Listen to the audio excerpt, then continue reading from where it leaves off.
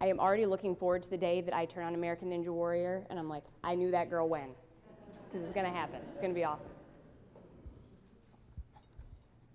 So it's difficult for me to read this gospel and not immediately be transported to where I was 2 weeks ago, because, well, Rome is kind of Peter's city.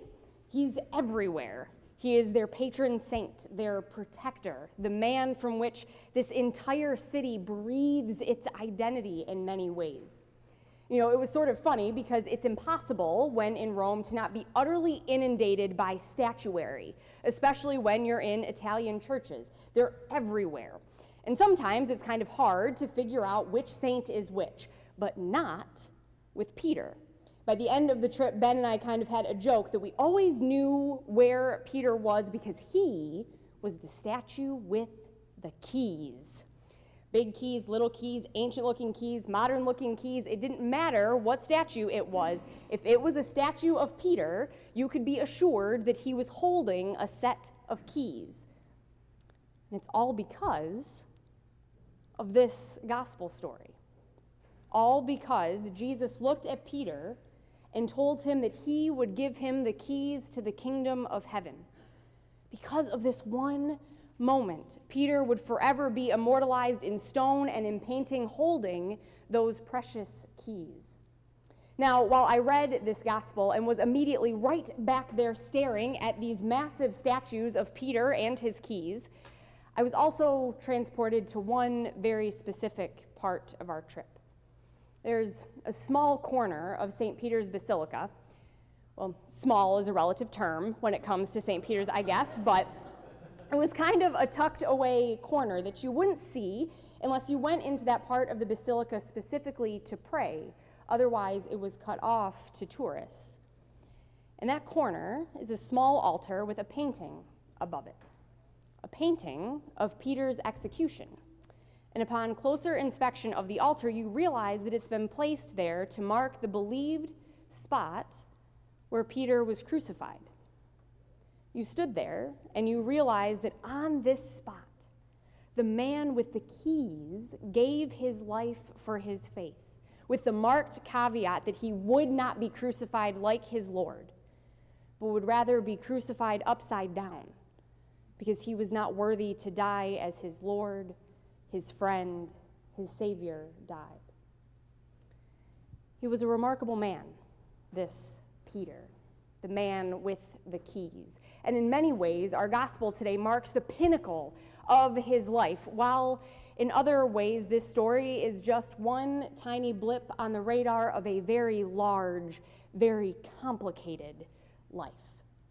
Now, what we have here this morning is Peter 100% at his best. If there was ever a bright, shining moment in Peter's life, this is it. The moment where he gets it absolutely right, without an ounce of failure around. Jesus has just fed the multitudes and has been in the midst of all of these twisting arguments with the Pharisees and Sadducees over issues of the law. And it seems after all of this time, Jesus' curiosity is finally piqued. He spent all of this time arguing with the religious leaders because they clearly see him as a threat to the status quo. They think his words are enough to sway the masses. And so he finally just asks the disciples, you know, if the leaders are making such a big deal over me, who do people say that I am? Who do people think that I am?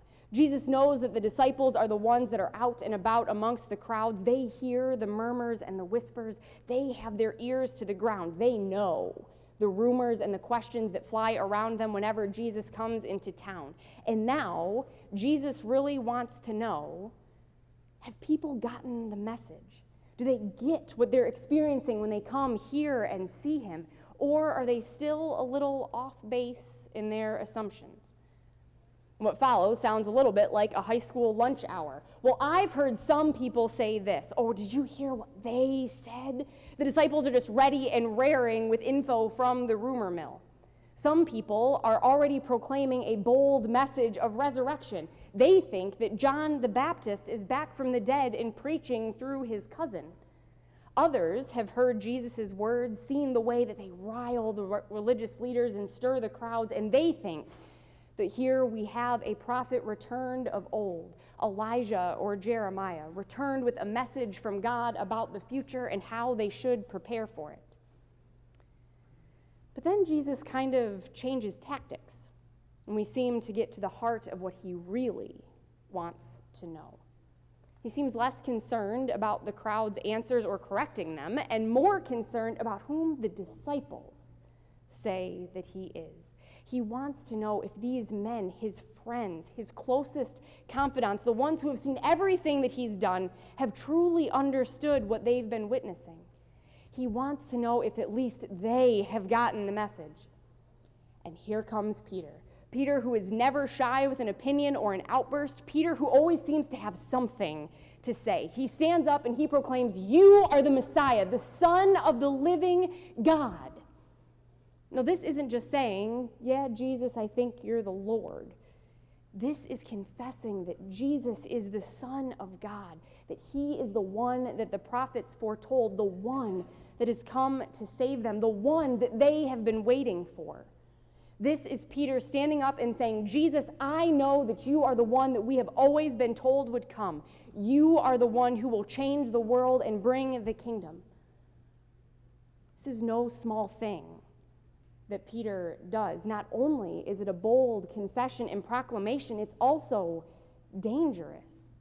Because if the religious authorities had heard Peter proclaiming this, he could have easily been thrown out of the synagogue or even arrested.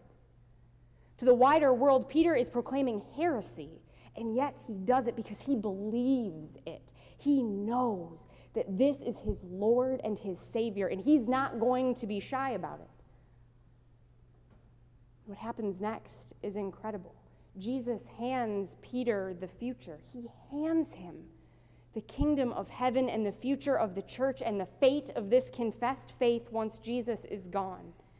He basically says, "Peter, after I am gone, where this goes rests on you.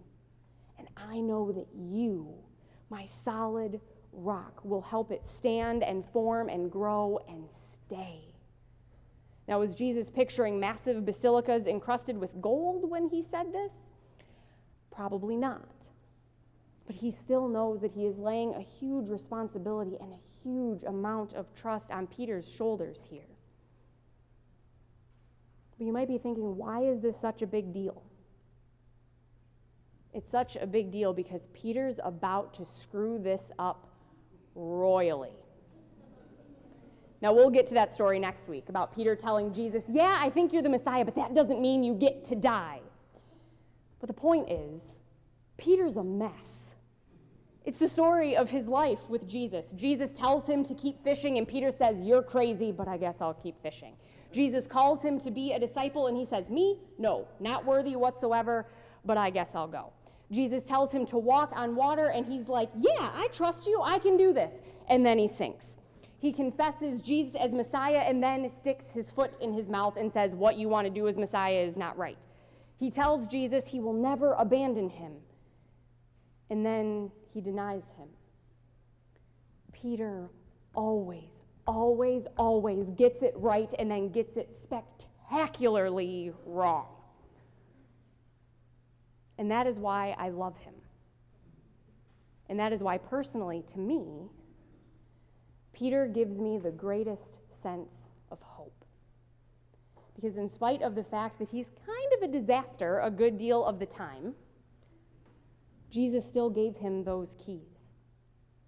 Jesus still trusted him. Jesus still looked at him and said, "You, Peter, can make the future happen. You, Peter, can be strong and brave and forward-thinking and keep things afloat." Jesus makes Peter who he is, and it is so much more than Peter could have been by himself if he just stayed in that boat and decided that fishing for men just wasn't his calling. Jesus looked at Peter and saw a man who struggled and didn't always understand everything and sometimes got it catastrophically wrong, and he still said, "I choose you. I call you. Follow me." If you are anything like me, in this story you find yourself. We sometimes get it so perfectly, miraculously right. It's like Jesus and our faith and our hearts are moving in perfect sync until the next moment where nothing makes sense and we're questioning and uncertain and we're struggling and we've put our foot in our mouth so many times we've lost count. We all have those moments where we think, what on earth was Jesus thinking when he chose me? Me. This messy, flawed, mixed up person that half the time can't even put into words what my faith means. Me, this wandering heart. Me, this questioning brain. Me, this soul that sometimes doubts. Me, this average member of creation. What Jesus was thinking was that you are perfect for the job at hand. What Jesus was thinking was these are the people that make the kingdom what it is. What Jesus was thinking was the kingdom wasn't made for people who have it together 100% of the time. What Jesus was thinking was my church wasn't founded on a person who always got it right. The kingdom was ushered in for people. People just like Peter. People like you and I, with the assurance that in the kingdom and with Jesus, we will be made even more than we could ever imagine that we are capable of. Jesus takes people like Peter and people like us and molds us into purveyors of the kingdom, people who are filled with compassion and empathy and hope. Jesus takes people like us and says, what better people to bring my kingdom than those who have wandered through valleys and struggled with doubts and sometimes have gotten it totally wrong? Who better to tell others that they don't have to be perfect to be loved than imperfect but unconditionally loved people? Who better than people just like my beloved Peter? I know that sometimes this kingdom, this faith, feels like something bigger than we are capable of doing anything with. How do we bring God's love to a world that is in so much need? How do we talk about God when sometimes we don't even get it? We trust that we are the people God has chosen. Flawed, struggling, amazing, miraculous people. People just like Peter, who feel sometimes totally capable and sometimes totally unqualified. People who might not have statues made to them, but who have been given the keys to the kingdom in order to bring it to a world in need. A world that is in need of a word of hope, of love, of promise that it's okay to struggle, of promise that when Jesus looks at us, he looks at us just like he looked at Peter, like someone who is just plain loved, flaws and all. Amen.